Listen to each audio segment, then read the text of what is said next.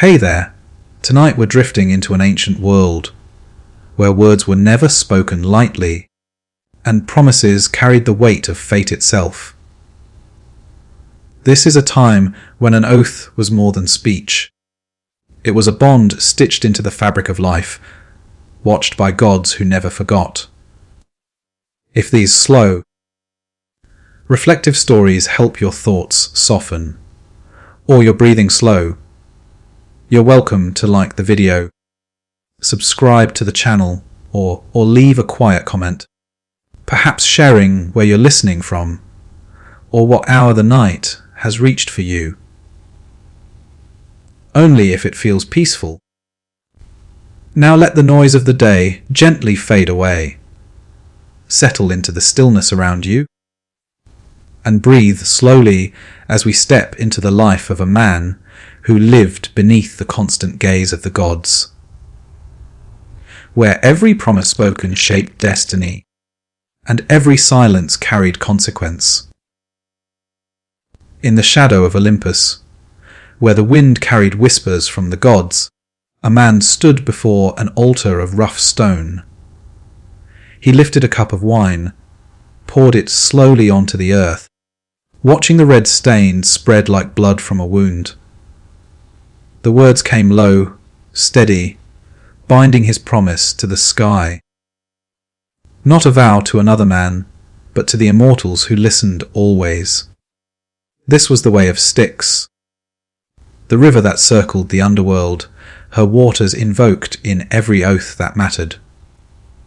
The man was Nestor, elder of Pylos, his beard white as sea foam, hands veined like the roots of ancient olives.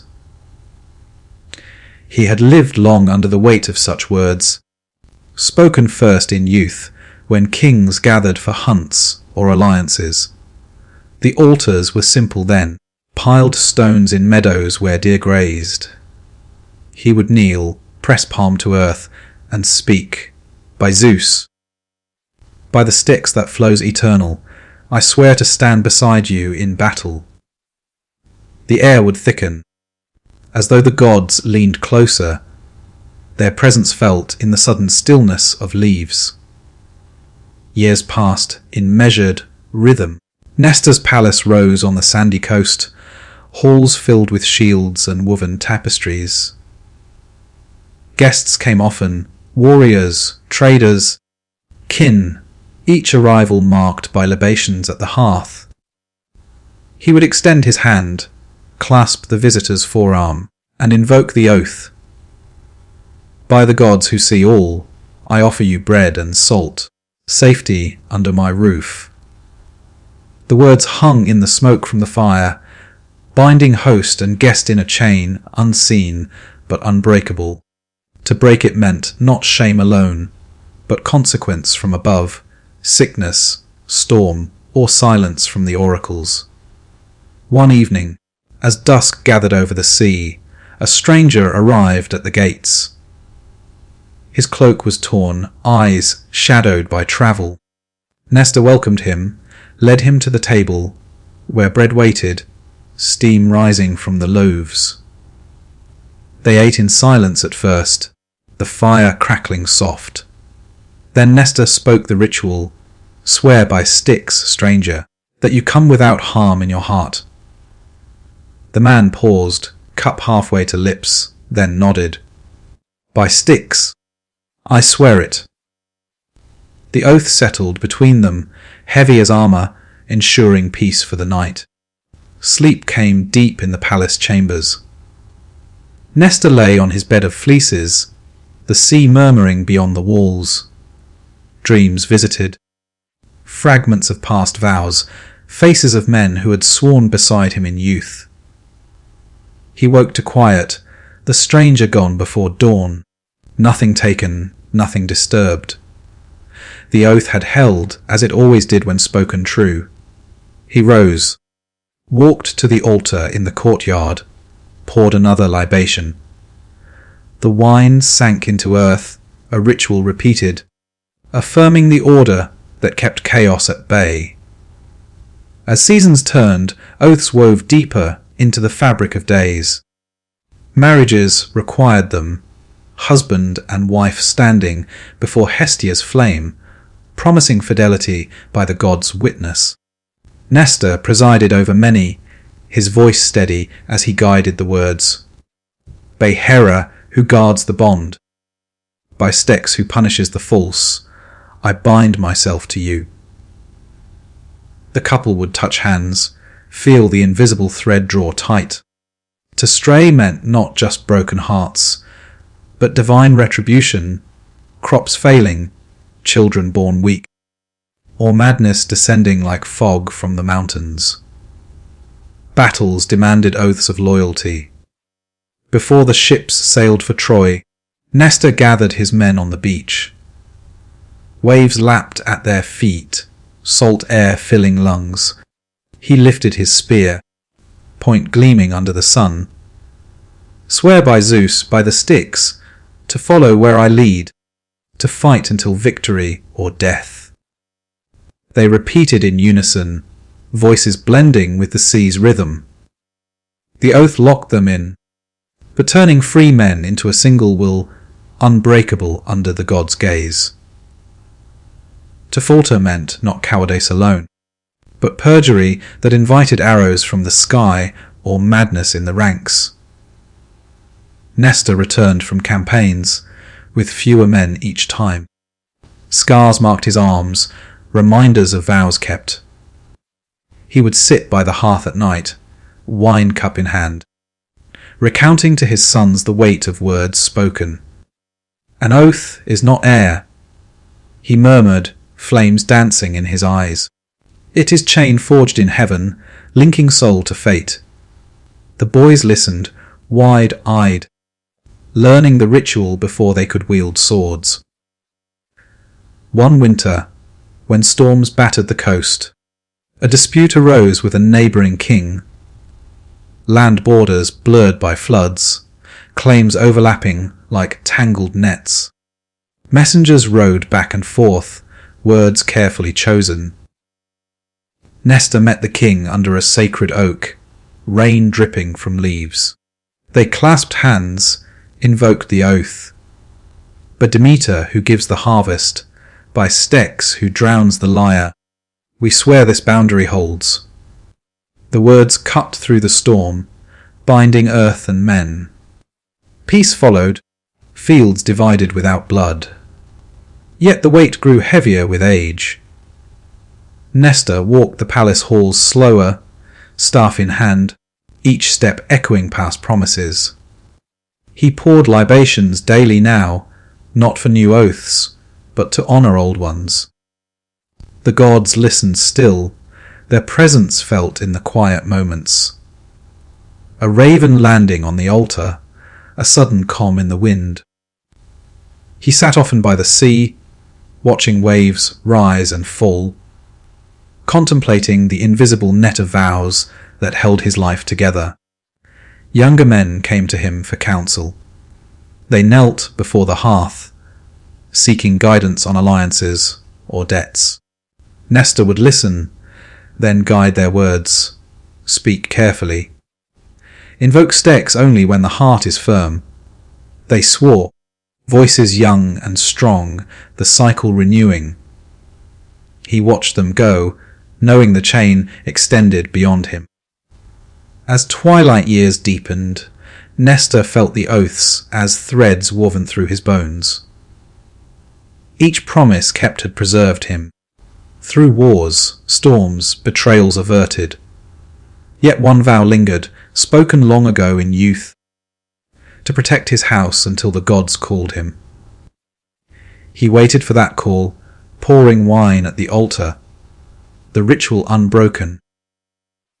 And in the slow gathering of night, as stars pricked the sky above Pylos, the first subtle crack in the chain appeared, not in his words, but in those of another, drawing the inevitable closer.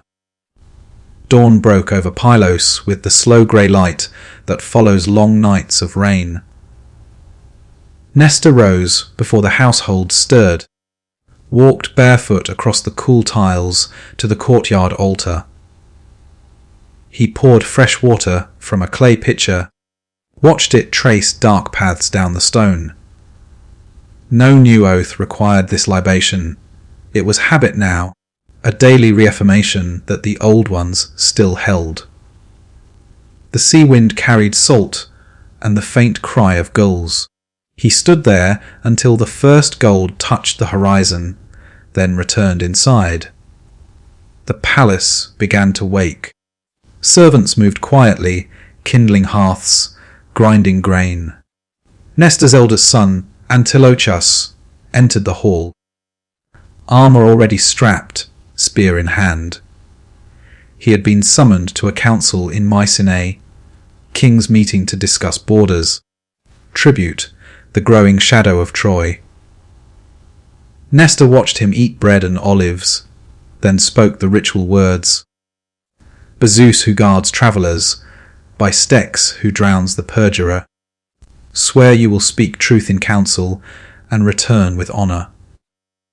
Antilochus met his father's gaze, placed hand on the hearth flame. I swear it. The air stilled for a moment, the oath settling like dust after wind. Antilochus departed at midday, chariot wheels cutting ruts in the wet earth. Nestor stood at the gate until the dust settled, then turned back to his duties. Letters arrived by courier, requests for grain, pleas for alliance, demands for tribute, but each required careful reply. Words weighed before they left his mouth. He dictated to a scribe, pausing often, choosing phrases that bound without promising too much. By Apollo who sees all, we send what the land allows, he said, listening to the stylus scratch. The oath was implied, never spoken lightly, yet present in every line. Weeks passed in quiet rhythm.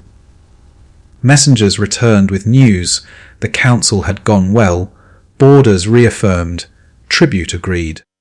Antilochus sent word he would return before the new moon. Nestor poured wine at the altar each evening, thanking the gods for the oath's protection.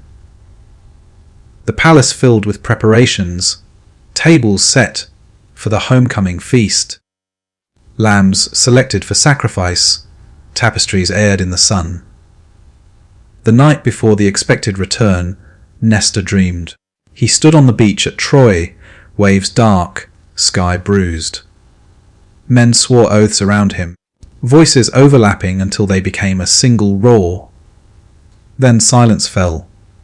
One man stepped forward, Antilochus, mouth moving without sound.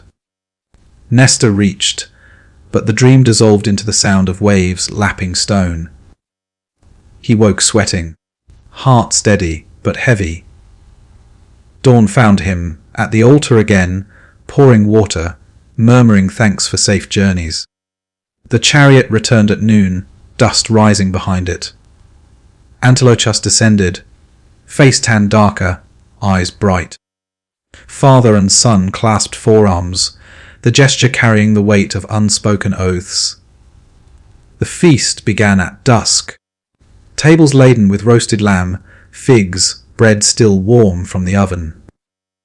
Wine flowed in measured cups.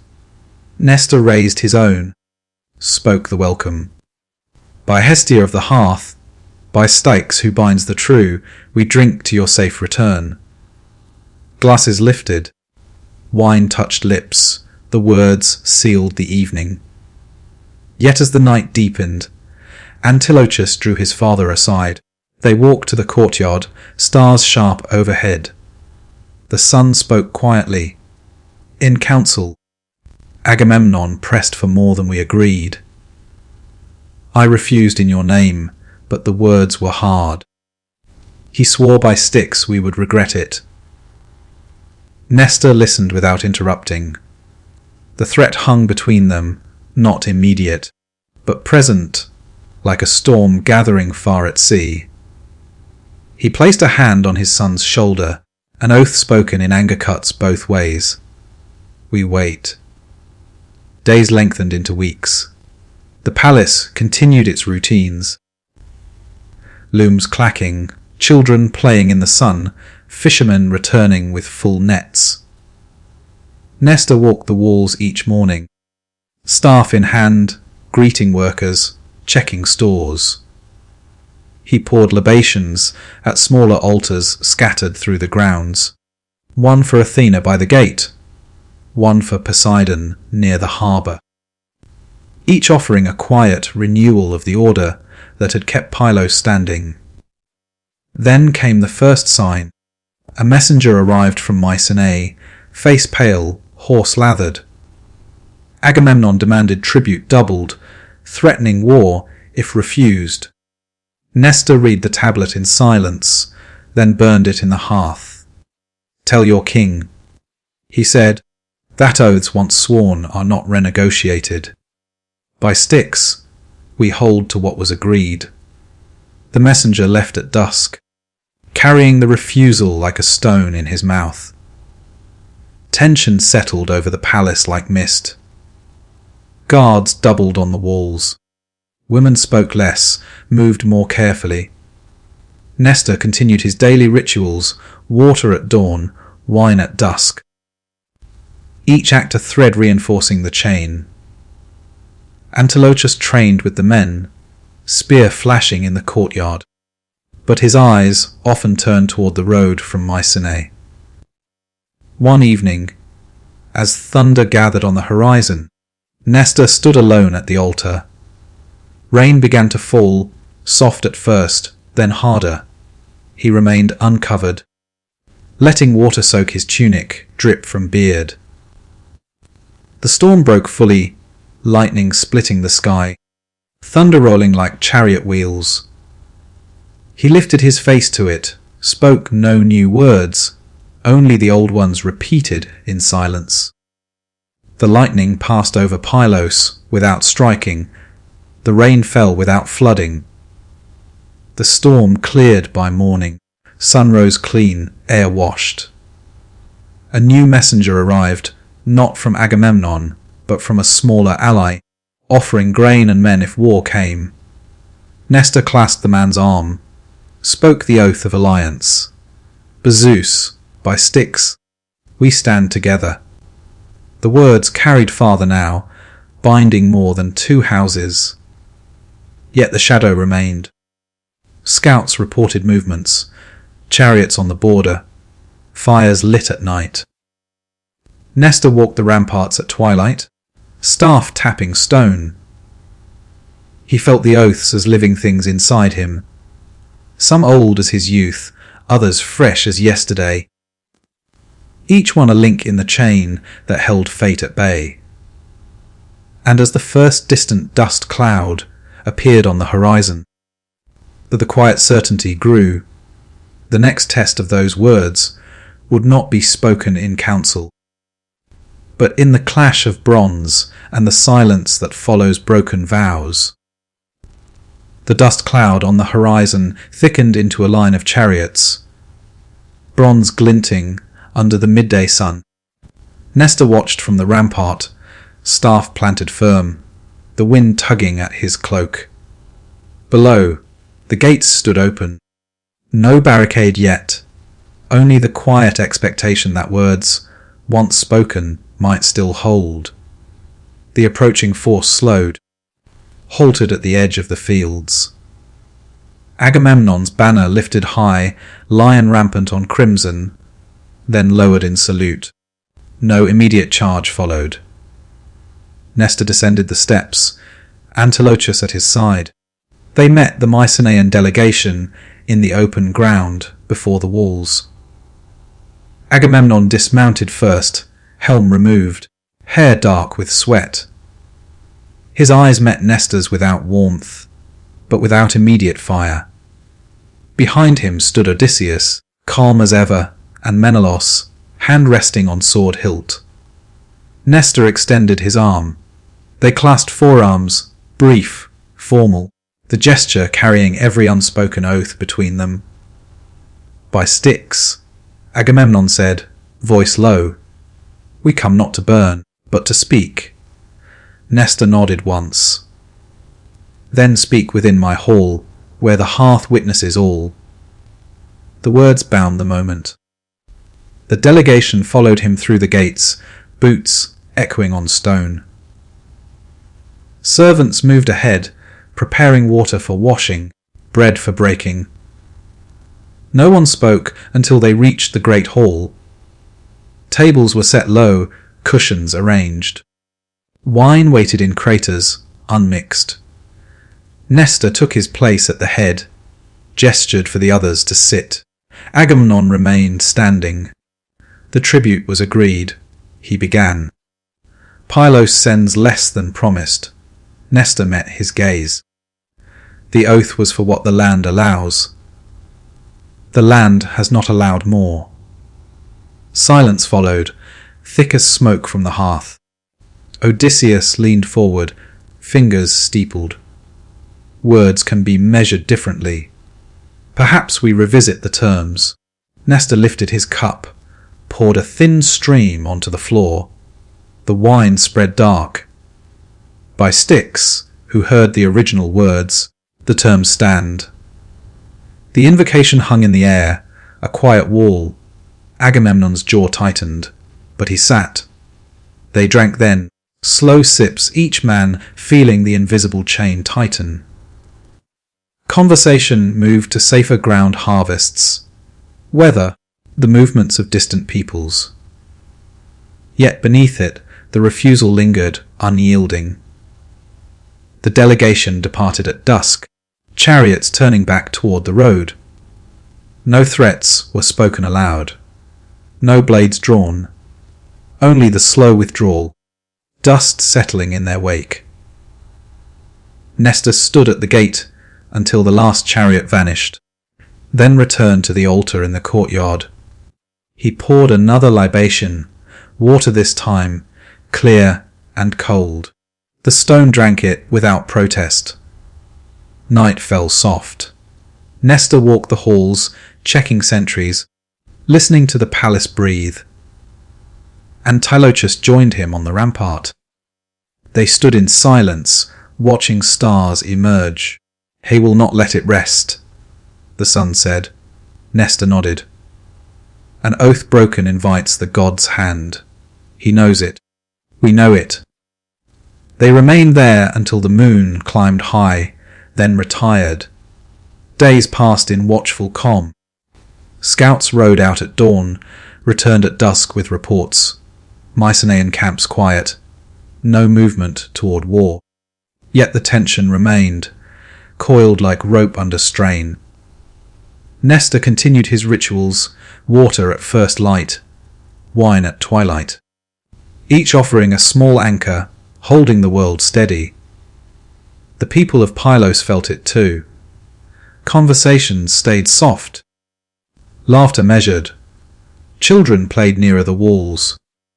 Women worked looms with steady hands, weaving patterns that spoke of endurance. One morning, a lone rider arrived, not from Mycenae, but from Sparta. Menelaus dismounted alone, cloak plain, face lined with travel. Nestor met him in the courtyard.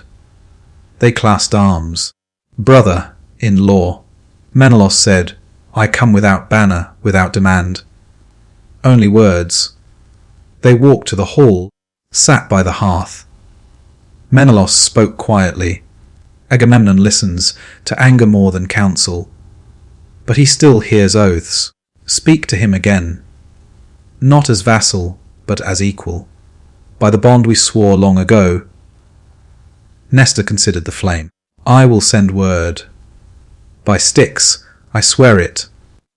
The promise left his lips like breath, binding him once more. Menelaus stayed the night, ate at the table, departed at dawn with a fresh horse and full waterskin. The palace watched him go, a small hope carried in his dust.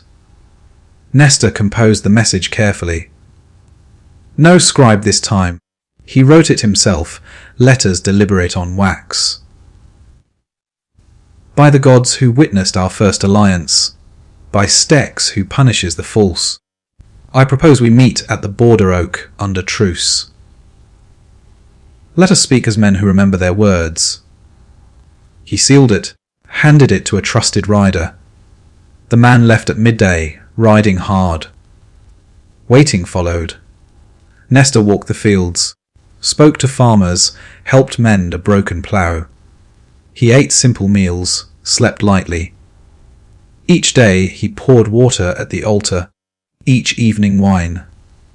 The rituals marked time, kept the chain intact. The reply arrived on the 7th day. Agamemnon agreed. Border oak, new moon. No armed escort beyond 2 men each. Nestor read the tablet, burned it in the hearth. He looked at Antilochus. We go together. The son nodded, hand on spear. The night before departure. Nestor stood alone at the altar. Moonlight silvered the stone. He poured the last of the day's wine, watched it sink. By sticks, he whispered, hold us steady. No answer came, only the soft sound of wind through the courtyard trees. Dawn broke clear. Father and son mounted, rode out with 2 guards. The road wound inland, past olive groves, past streams. The oak waited on the ridge, ancient broad, roots deep as memory. They arrived at noon. Agamemnon was already there, standing beneath the branches, Odysseus at his shoulder. The 4 men met in the shade. No greetings spoken at first. Only the slow clasp of arms, the weight of every past oath between them. Nestor spoke the opening words. By Zeus who binds kings, by Styx who drowns liars, we stand here to speak truth. Agamemnon echoed them. The invocation settled over the ridge like mist. They sat on stones worn smooth by time. Conversation began quietly, borders, tribute, the cost of pride. Words moved carefully, each one tested against the invisible witness above. Tension eased by degrees, not vanished, only tempered. As the sun lowered, agreement formed, not surrender, but balance. Tribute adjusted to the land's yield, borders redrawn with mutual consent. They rose, clasped arms once more. By Styx, Agamemnon said, it holds. Nestor answered, it holds. They parted at dusk, chariots turning separate ways. Nestor rode home under stars, the chain still taut, but no longer straining to break. And in the quiet of that return, as the palace lights appeared on the horizon, the first faint tremor of a greater trial stirred. Not in broken words, but in the silence of those yet unspoken. The road back to Pylos wound through olive groves silvered by moonlight. Nestor rode in silence, the rhythm of hooves steady beneath him, Antilochus keeping pace at his side. The agreement at the oak had settled like dust after wind, tribute adjusted, borders reaffirmed, no blood drawn. Yet the weight of the words spoken beneath the branches remained, not lighter, only redistributed. They reached the gates as the first grey light touched the eastern hills. The watchmen lifted torches in salute. Nestor dismounted slowly, joints stiff from the long ride, and walked through the courtyard without pause. But dawn found him at the altar. He poured water from the same clay pitcher, watched it trace familiar paths down the stone. The libation was wordless this time, a quiet acknowledgement that the chain had held, though strained. Servants moved around him, beginning the day's work, kindling fires, drawing water, sweeping dust from thresholds. The palace exhaled relief. Laughter returned to the women's quarters, children ran in the sunlit corridors. Yet Nestor felt the subtle shift. The oaths that had once felt like armour now carried the faint ache of metal worn, too long against skin. Weeks passed in measured calm. Harvest came early, fields yielding grain in abundance. Nestor walked among the workers, staff in hand, speaking to each by name. He helped bind sheaves, fingers remembering the old motions. At evening he poured wine at the hearth, thanking Demeter for the bounty. The ritual remained unchanged, yet the cup felt heavier, the wine darker. Antilochus trained the young men in the courtyard, spear flashing. But his commands carried a new restraint, every thrust measured, every step deliberate. Then came the first whisper of fracture. A messenger arrived from the north, not from Mycenae, but from a minor lord whose lands bordered Pylos to the east. The man knelt in the hall, tablet trembling in his hands. "The Lord swears by Styx," he read, "that your scouts crossed his boundary at dusk, taking water from his spring." Nestor listened without expression.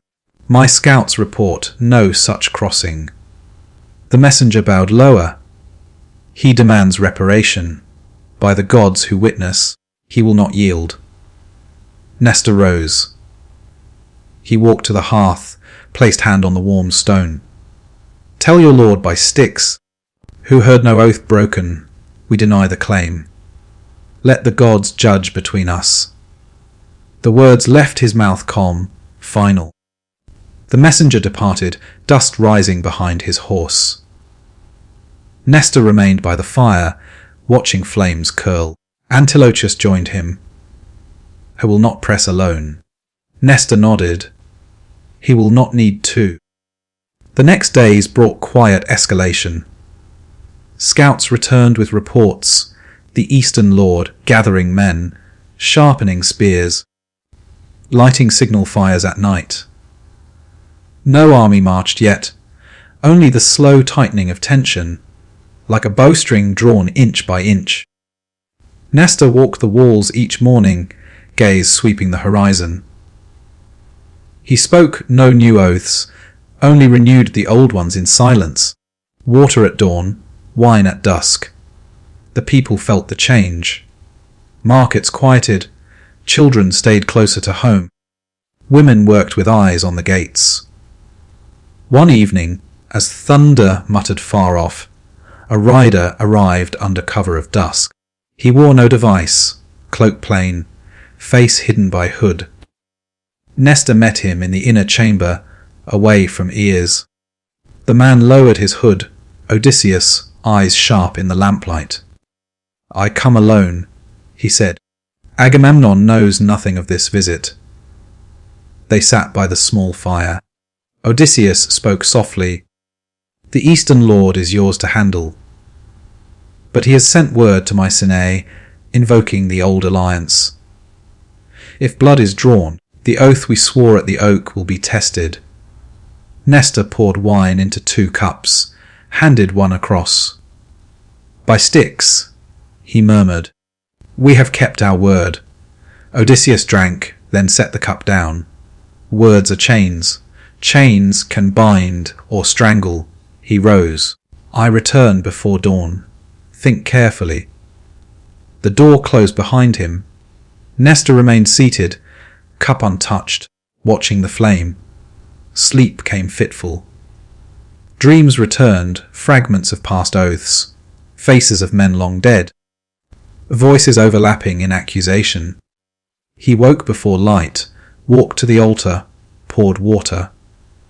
The stone drank it without pause. Dawn brought decision. He summoned Antilochus and the council. They gathered in the hall, faces grave. Nestor spoke plainly. "We will meet the eastern lord at the disputed spring.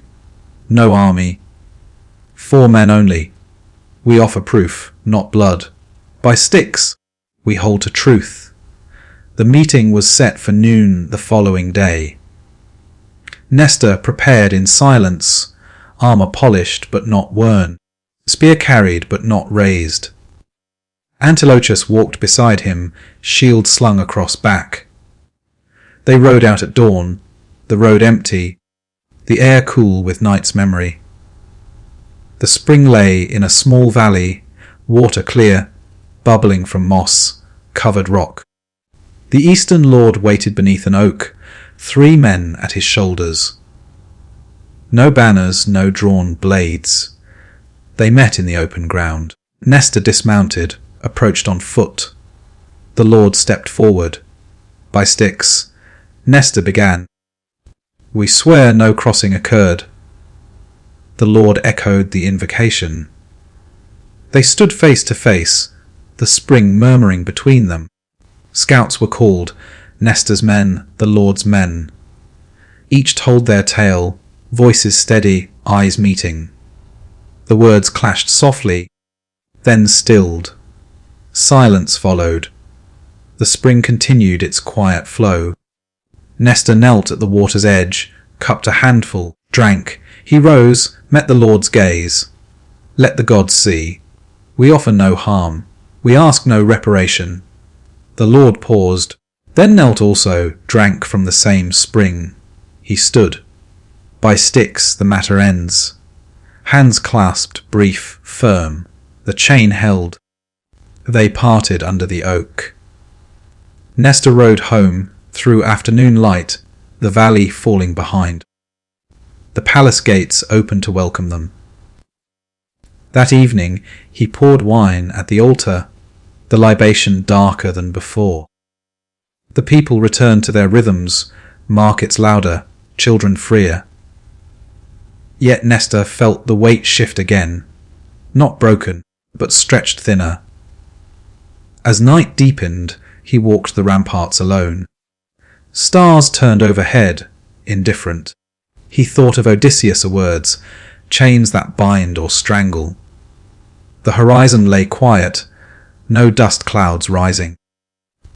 And in the slow turning of seasons, as the next messenger arrived, bearing word from distant courts, the quiet realization settled. Every oath preserved the order, yet each one carried the seed of its own undoing, awaiting only for the moment when truth and necessity diverged. The palace settled into a watchful quiet after the meeting at the spring. Dust from the Eastern Lord's departure lingered in the air for days, then drifted away on steady winds from the sea. Nestor resumed his daily circuit of the walls, staff tapping rhythmically against stone. Each morning he poured water at the courtyard altar, each evening wine at the hearth. The rituals continued unchanged.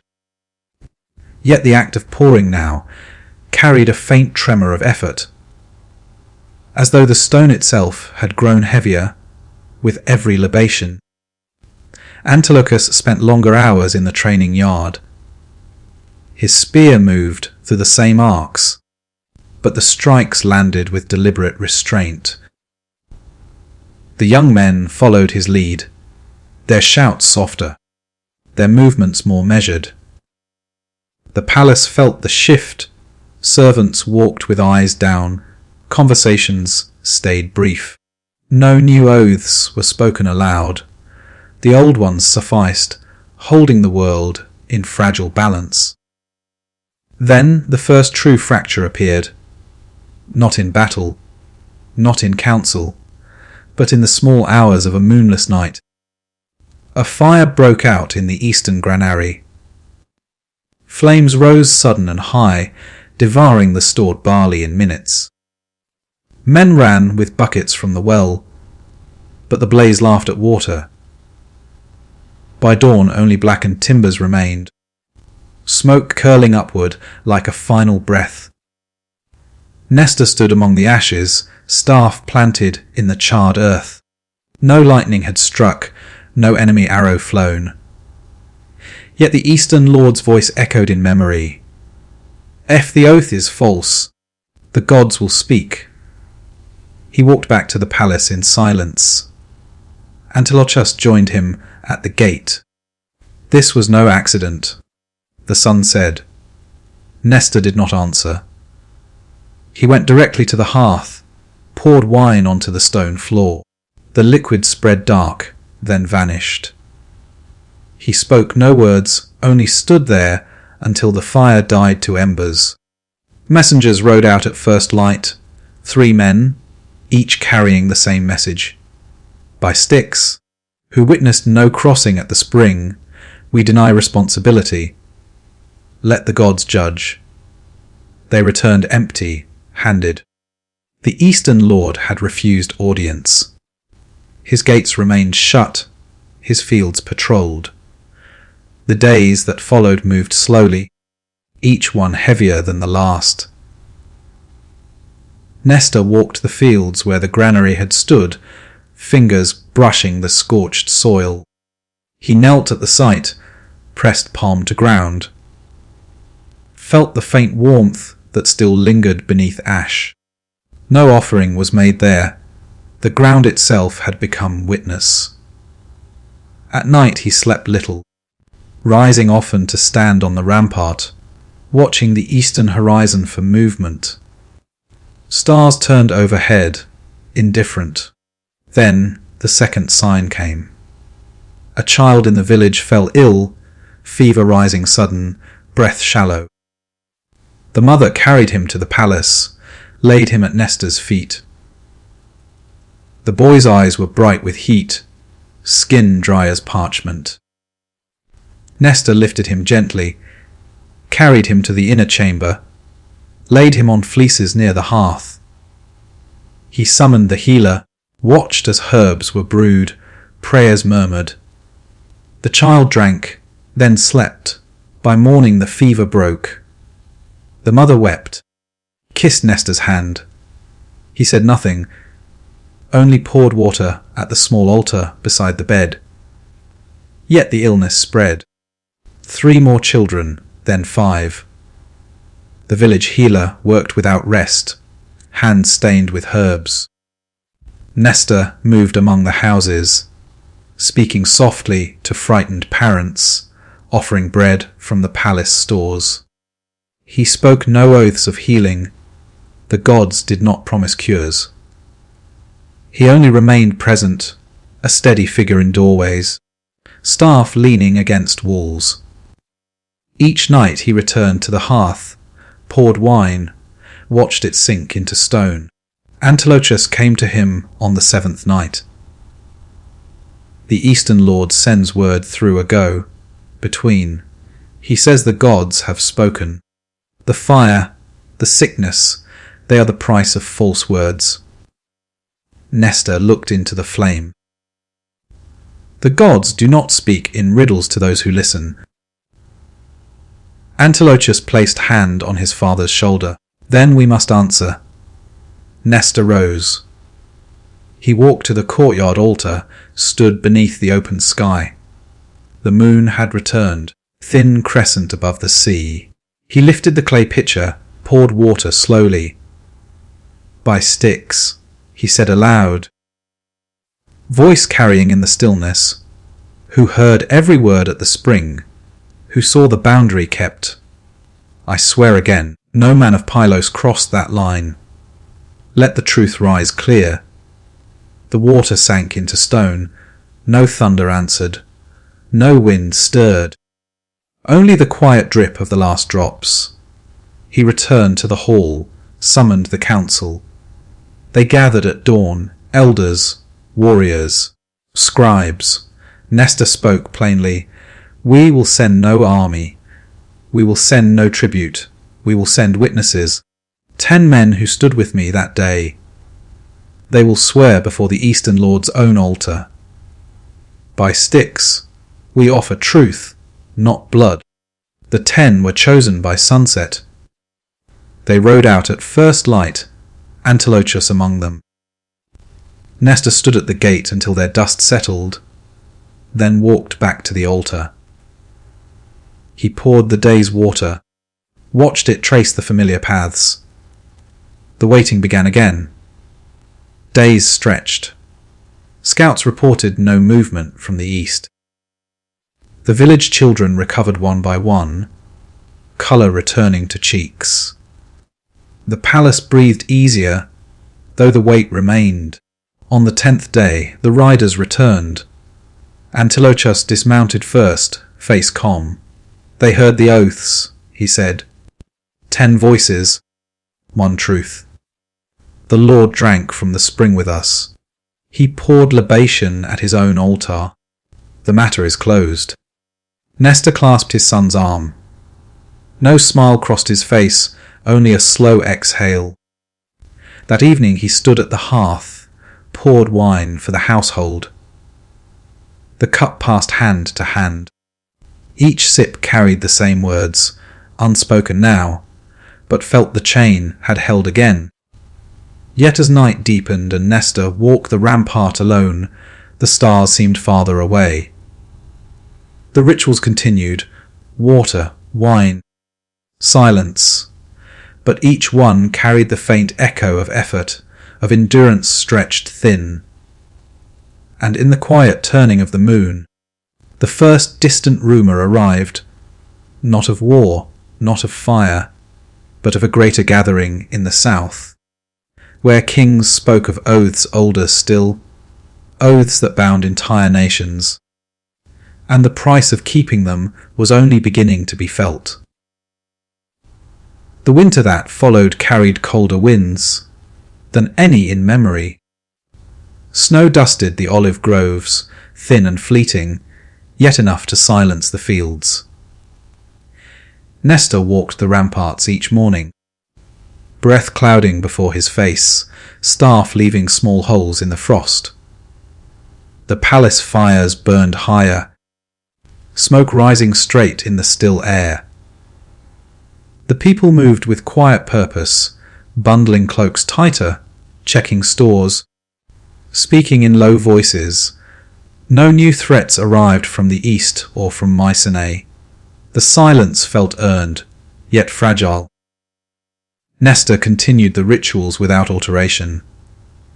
At first light he poured water at the courtyard altar, watching it freeze in thin sheets on the stone before the sun melted it away. At dusk he poured wine at the hearth, the dark liquid steaming briefly in the cold room. Each offering marked the passage of days, each one a small assertion that the chain of oaths still held the world together.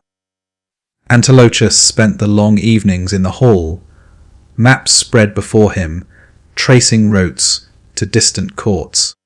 He spoke less of war, more of alliances yet to be forged. Nestor listened, nodding, offering few words. The son's voice carried the same careful weight his father's had always held, every phrase tested before it left the tongue. The young men trained indoors now, spears clacking against wooden posts, their breath visible in the chill. One night, when the moon hung low and full, a stranger arrived at the gates. No horse, no escort, only a man on foot, cloak heavy with frost, face hidden beneath a hood. The watchman brought him to the hall. Nestor rose from his chair by the fire. The stranger lowered his hood. A young face, unmarked by years, eyes bright with something between fear and resolve. He carried a small tablet, sealed with wax. "I come from the house of Tyndareus," the youth said. "From Sparta." Nestor gestured to a seat near the hearth. The stranger remained standing. "Helen has been taken. Paris of Troy. Menelaus invokes the old oath, the one sworn by every suitor who sought her hand. By Styx, by all the gods who witnessed, they must sail to bring her back." Nestor felt the words settle like stones in still water. He remembered that oath, spoken in his own hall years ago, when Helen was still a girl and suitors gathered from every kingdom. Kings, princes, warriors had stood in a circle, each placing hand on the altar, each swearing to defend the chosen husband's right. Nestor had been among them, voice steady, cup raised. The words had bound them all, a chain forged in youth, now pulled taut across the years. He looked at the youth. Menelaus calls the oath due. The stranger nodded. Agamemnon gathers the fleet. He sends word to every house that swore. By Styx the debt is claimed. Silence followed. The fire crackled softly. Nestor walked to the hearth, but placed hand on the warm stone. He spoke no immediate answer. The youth waited, breath shallow. At last Nestor turned. Tell Menelaus by Styx, who heard my words that day, I will come. My ships, my men, my son, we sail when the spring winds allow. The stranger bowed, departed into the night. Nestor remained by the fire until the embers dimmed. Antilochus entered quietly. We go to Troy. Nestor nodded once. We'll go because we swore it. The palace woke to the news at dawn. Preparations began without haste. Timbers inspected. Sails mended, oars counted. Nestor walked among the workers, speaking to each, reminding them of the oath that bound them now. No one questioned. The chain extended through every household, every family that had sent sons to serve. Spring arrived slowly. The snow melted, rivers swelled, the sea grew restless. Nestor oversaw the loading of ships, grain, weapons, fleeces for the long voyage. He poured libations at the harbour altar, water and wine mingling on stone. By Poseidon who rules the waves, by Styx who binds the true, we sail to keep our word. The fleet gathered. 50 ships from Pylos, hulls painted black, prows carved with serpents. Nestor stood at the prow of the lead vessel, Antilochus beside him. The wind filled the sails. Oars dipped in unison. The shore receded, Pylos shrinking to a line of white walls against green hills. The voyage stretched long. Days of open water, nights under stars. Nestor stood watch often, feeling the deck rise and fall beneath him. He spoke few words, only the necessary commands. At each dawn, he poured a small cup of wine over the side, watching it disappear into the waves. The ritual continued unbroken, carried across the sea. They reached Aulis at last, where the great host waited. Hundreds of ships, tents spread across the beach like a second city. Agamemnon greeted them on the sand, arms clasped. No warmth, only recognition of the oath that had drawn them all. Nestor looked at the gathered kings, Menelaus grim, Odysseus thoughtful, Achilles young and restless. The chain had pulled them here, link by link. That night, fires burned along the shore. Nestor sat by one, staring into the flames. Antilochus joined him. Why keep the oath? The son said. Nestor nodded. We keep it. Yet as the fire dimmed and the camp quieted, the first faint tremor of what lay ahead stirred, not in the words already spoken, but in the silence of those yet to be broken. The beach at Aulis stretched long and narrow, ships drawn up in rows like waiting beasts. Nestor walked the sand each morning, bare feet sinking into cool grains, staff tracing shallow lines behind him. The host had grown vast, tents spreading inland, smoke rising from 100 fires, the air thick with the scent of pitch, salt and roasting meat. Men moved in steady rhythm, sharpening blades, mending ropes, loading supplies. The oath that had summoned them all held the camp together, a silent current beneath every shout and order. Nestor returned often to his own ships. He inspected the hulls, ran fingers along seams. watched the men coil ropes with practiced hands. Antilochus worked beside him, shirtless in the sun, muscles moving under skin still young. They spoke little during the days, only the necessary words of command.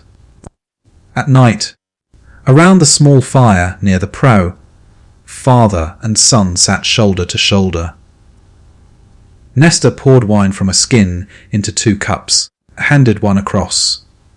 "By Styx," he murmured, "who drew us here." Antilochus echoed the words, drank slowly. The ritual remained, carried across the sea, unbroken. Weeks turned into months. Winds refused the fleet. Sails hung limp. The men grew restless. Dice games louder, voices sharper, fights breaking out in the shadows between tents. Agamemnon walked the camp daily, cloak thrown back, face set hard. Sacrifices were offered at dawn, bulls led to the altar, throats cut. Blood poured into the sand. The smoke rose thick and black, carrying prayers upward. Yet the wind stayed still. Nestor stood at the edge of the great altar one morning, watching the priests work. The bull struggled briefly, then stilled. Blood ran dark across the stones. He felt the weight of every oath in the camp pressing inward, his own, Menelaus, Agamemnon's, the thousands who had sworn in distant halls. The chain had grown long, heavy with distance and time. He turned away, walked back to his ships, poured water from a small flask onto the sand. The offering sank quickly, leaving only a faint dark spot. Calchas the seer arrived at dusk. He moved through the camp like a shadow, robes trailing, eyes distant. Men stepped aside as he passed. He stopped before Agamemnon's tent, spoke low. The king listened, face unchanging. Word spread slowly through the fires that night. Artemis demanded a price for the wind, a sacrifice beyond bulls, beyond blood already shed. The daughter of the king. Nestor heard the rumour at his own fire. Antilochus sat straighter, cup forgotten in his hand. The camp grew quieter, conversations dropping to whispers. No one spoke against it aloud. The oath bound them all. Helen must be returned. The war must begin. The gods must be appeased. Yet the chain felt different now. No longer simply binding, but tightening around the throat. Agamemnon summoned the council at midnight. Tents glowed with torchlight. Nestor entered last, staff tapping softly. The kings stood in a loose circle, Menelaus pale, Odysseus silent, Achilles absent. Agamemnon spoke without preamble. The seer has spoken. Iphigenia must come. By Styx, who heard every vow, the price is set. No one answered at first. The torches hissed. Nestor looked at the king across the fire. The gods do not ask lightly, he said. Agamemnon met his gaze. Nor do oaths. The decision was made before dawn. Messengers rode north to Mycenae. The camp waited. Nestor returned to his ships, walked the deck in darkness. Antilochus followed, footsteps soft. They stood at the prow, sea black and still before them. Nestor poured the last of the wine over the side. By Styx, he whispered, hold us when the wind comes. The liquid vanished into the waves. Iphigenia arrived under a pale sky. She stepped from the chariot, young, tall, hair bound simply. Her mother walked behind, face carved from stone. The girl moved without haste, eyes on the altar. Nestor watched from the edge of the crowd. She passed close enough that he could see the small tremble in her hands, quickly stilled. She knelt before the priest, head bowed. The knife rose. A cry rose, not hers, but Clytemnestra's, sharp and brief, then silenced. The wind came with the blood. Sudden, strong, filling sails, whipping sand into eyes. The camp stirred into motion, men shouting, ropes hauled, anchors lifted. Ships began to slide into the water. Nestor stood at the rail of his own vessel, watching the shore recede. Antilochus beside him, face set toward the horizon. The chain had held. The price had been paid. Troy waited across the sea. The oath had carried them this far. Nestor looked back, once at the fading beach. The altar small now, smoke still rising thin. Then he turned forward, staff planted against the deck, but feeling the ship rise on the first true wave. And as the fleet spread across the water, sails taut, oars dipping in unison, the quiet certainty deepened. The chain that had brought them here would not break easily, but every link carried its own cost, waiting to be counted in the years ahead. The ships cut through the wine, dark sea in long, steady lines, sails taut, oars dipping in unison. Nestor stood at the prow of his lead vessel, staff planted against the deck, salt wind tangling his white hair. The coast of Troy rose slowly on the horizon, low hills first, then the high walls of the city, pale stone catching the morning light. Behind him the fleet stretched far, a moving forest of masts and shields. The oath that had carried them across the water held every man in place, silent and unyielding. Landfall came at dawn. The beach was wide, sand firm beneath the keels as ships were dragged ashore. Men leaped into shallow water, boots sinking, voices low. No fanfare greeted them, only the steady work of unloading, of raising tents, of kindling the first fires. Nestor walked the shore alone at first, staff tapping softly, feeling the ground of a new land beneath his feet. The oath had brought him here. Now the years would test how long it could endure. The camp took shape in days. Tents rose in ordered rows, cook fires smoked, men sharpened spears and repaired armour. Nestor moved among them, speaking to captains, to rowers, to the young who had never seen war before. He spoke no grand words, only reminders. By sticks we came for truth, we stay for the same. The men nodded, returned to their tasks. The chain remained intact. Years unfolded beneath the walls of Troy. Seasons turned, summers hot and dry. Winters bitter with rain that turned the ground to mud. Battles came and went, not in endless glory, but in slow, grinding rhythm, skirmishes at the gates, raids along the coast, nights of waiting beneath the stars. Nestor fought when he must, spear steady in old hands, but more often he stood on the rampart of the camp, watching the city across the plain. He poured libations at small altars raised in the sand, water at dawn, wine at dusk. The rituals carried from Pylos, unbroken across the years. Antilochus grew into his own command. He led sorties, returned with wounds that healed slowly, always returned. Father and son met by the fire each evening when the day allowed. Nestor poured wine, handed the cup across. By sticks, he said quietly. Antilochus echoed it.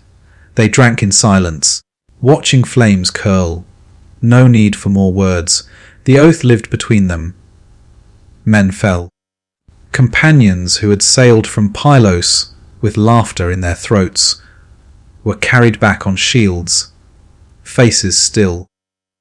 Nestor stood at each pyre, watched the flames rise, poured the last of the wine over the ashes. The dead were not forgotten. Their names were spoken softly around the fires, the oath that bound them honoured in the speaking. The city did not fall quickly. Years passed, 9, 10, the count blurred in the endless cycle of siege. The walls remained high, the gates shut, the Trojans stubborn as the stone itself. Yet the chain did not break. It stretched, thinned in places, but held. Nestor grew slower, the staff more necessary, yet each morning he walked to the altar, poured water, watched it sink into sand. Each evening wine at the hearth, the flame smaller now, but steady. One winter night, when frost rimed the tents, and the sea lay flat and black, Nestor stood alone on the shore. The camp slept behind him. He looked toward Troy, lights faint along the walls. He lifted his staff, planted it deep in the sand, and spoke aloud for the first time in years. By Styx, who heard my words in youth, who carried them across the water, who held them through every season, I have kept faith. Let the end come as it will. No thunder answered. No wind rose. Only the soft lap of waves, the distant murmur of the camp. He remained there until the sky paled, then turned back. The final days came not with storm, but with quiet inevitability.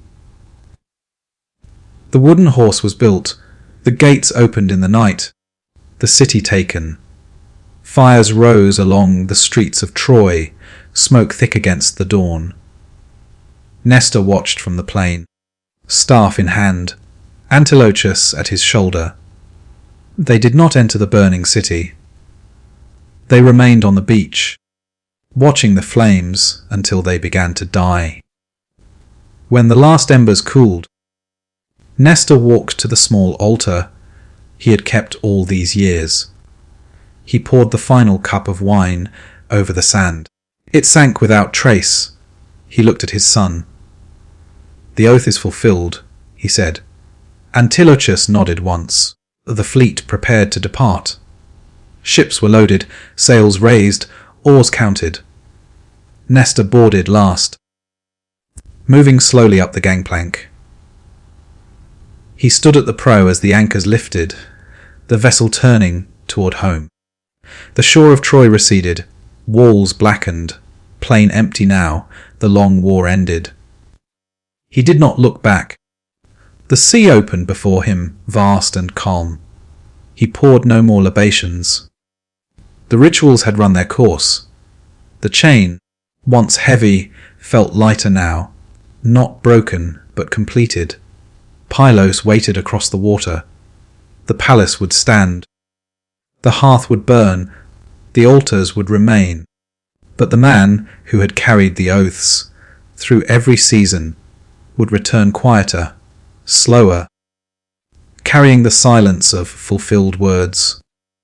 And as the sun set on the homeward voyage, painting the waves gold, Nestor stood unmoving at the rail, staff resting against his side. The sea moved beneath him, endless and indifferent. The oath had held. The world had turned. Nothing more was required. Thus the chain that had bound speech to survival, youth to age, promise to consequence, reached its quiet end. Not with thunder, not with lament, but with the soft, steady sound of a ship sailing home, carrying one man who had kept his word until the very last breath. Good night,